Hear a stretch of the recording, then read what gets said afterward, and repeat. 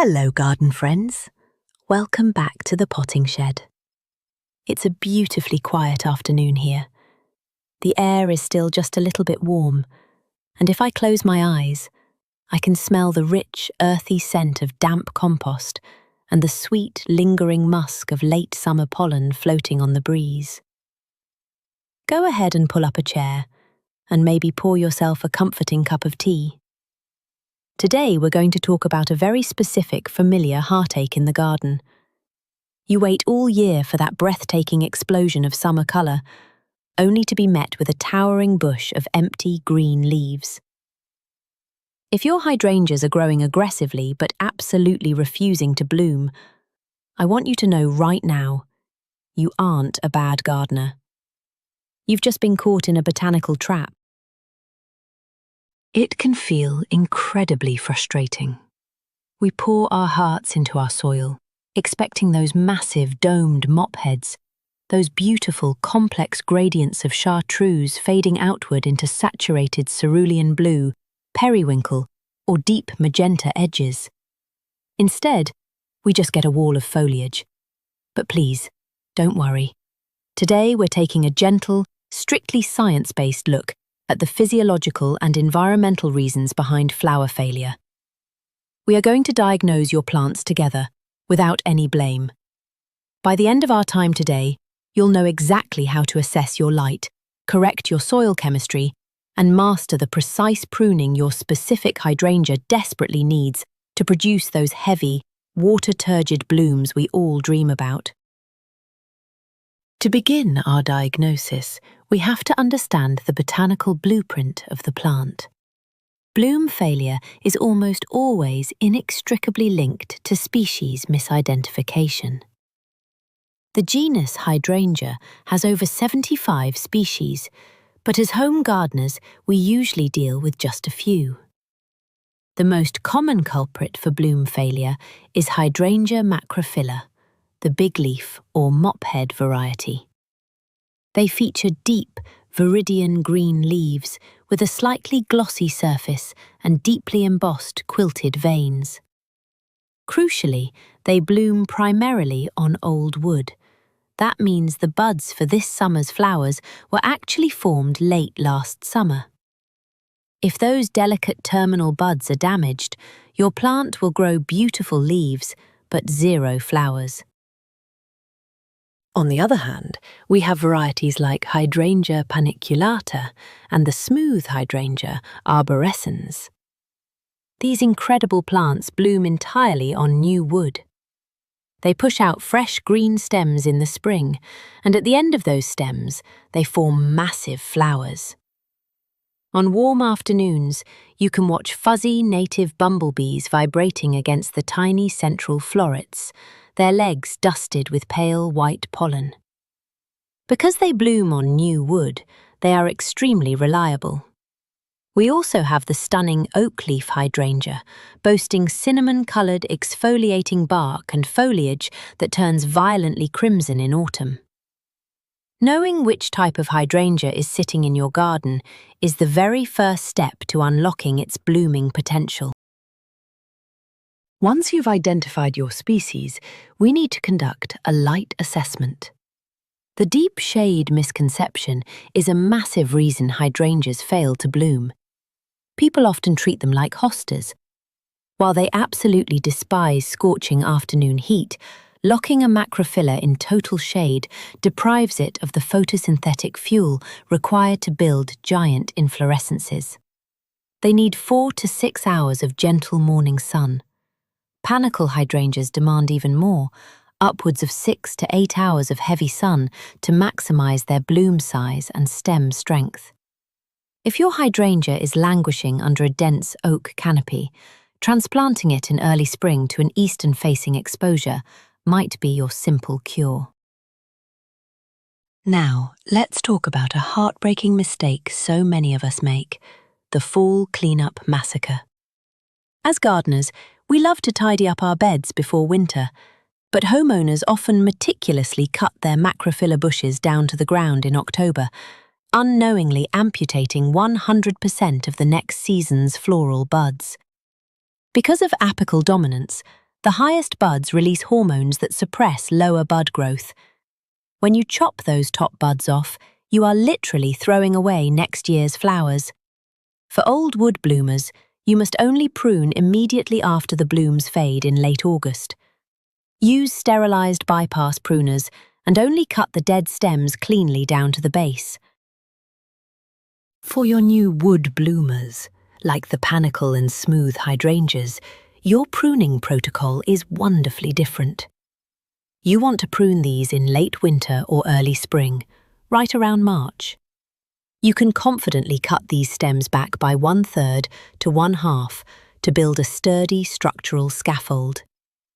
Make your cut at a precise 45-degree angle, exactly 1/4 inch above an active node. This angle prevents water from pooling, stopping dieback and keeping fungal intrusion away from the fresh wound. Pruning feels intimidating at first, but once you learn the rhythm of your specific plant, it becomes a deeply meditative practice. There is a very common myth we need to debunk right now. If your macrophylla looks like a bundle of dead grey sticks in April, do not cut it to the soil line. Those grey woody stems might look completely lifeless, but they are entirely viable. The terminal flower buds at the tips often take weeks longer to leaf out than the foliage at the base of the plant. Cutting them down prematurely removes the living floral cambium. Always be patient. Wait until at least early June to remove stems that show zero green tissue beneath a gentle thumbnail scratch test. Letting those woody stems wake up on their own timeline is one of the greatest acts of trust we practice in the garden. Let's move down into the soil. If you dig your hands into the ideal earth around a healthy hydrangea, it should look like crushed chocolate cake. Friable, rich loam that feels cool and damp, releasing a deeply grounding, earthy scent. Hydrangeas possess a uniquely shallow, heavily fibrous root system without a deep taproot.